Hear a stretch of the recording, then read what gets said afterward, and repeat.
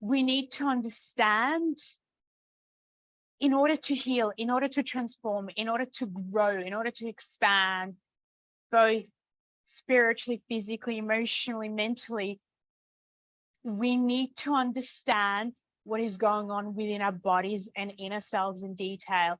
And as we go and get closer to the end, I'm going to share with you some really important things about how over the years and years and years of work, I found that emotional healing works in the most beautiful, wisest, powerful way possible. So the more detail we have, the more lasting the healing is, right? Because the soul has wisdom, and it's like, you finally see me, you finally get it, right? So generalized healing usually means that we're exploring things on the surface, right? So generalized feeling get you into a place where you're kind of exploring things and focusing on things that are very different to the true underlying issues, because the underlying issues are never, ever with the big feelings. Believe me. So anger, for example, is a big issue for a lot of people. Anger is the result of many, many underlying feelings. It is never the real issue. But if I just focus going round and round on anger, I'll never heal, I'll never transform, because anger is always the result of things. And that's why I'm saying we've got to go deep. And we're going to have a little look into the etheric body. And this is the body that gives form to the physical body. So without the etheric body, we would literally fall apart.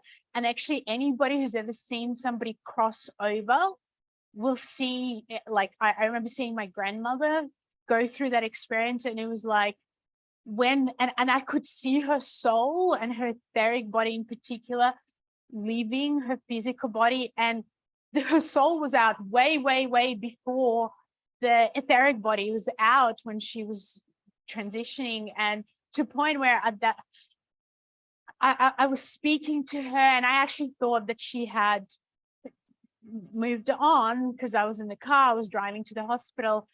But it takes a lot longer for the etheric body to leave. And when her etheric body left, it was like her physical body just collapsed. And it was amazing to see, because, and that's what the etheric does. It holds your physical together.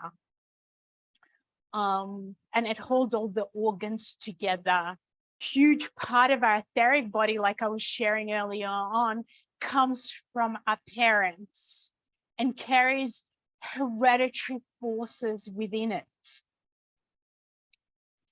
Our deepest patterns, the ones that we have the most challenge in terms of dealing with, so it's like, oh my God, this is my pattern, I don't know how to work on it. It's like, or I've worked on it for so long and it hasn't released.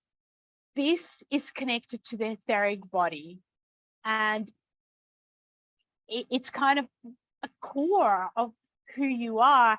And again, often we need to go slowly through different bits and pieces and clarity of what's really going on to get there. When people say, I can just get to the core of the issue immediately, they're lying, right? Because it means they're skipping massive steps. And the people who know me, they know I cannot stand step skipping, because it just means that the journey takes so much longer. But it's not just that it takes longer, it makes you feel it like I failed. I've tried all this and it didn't work.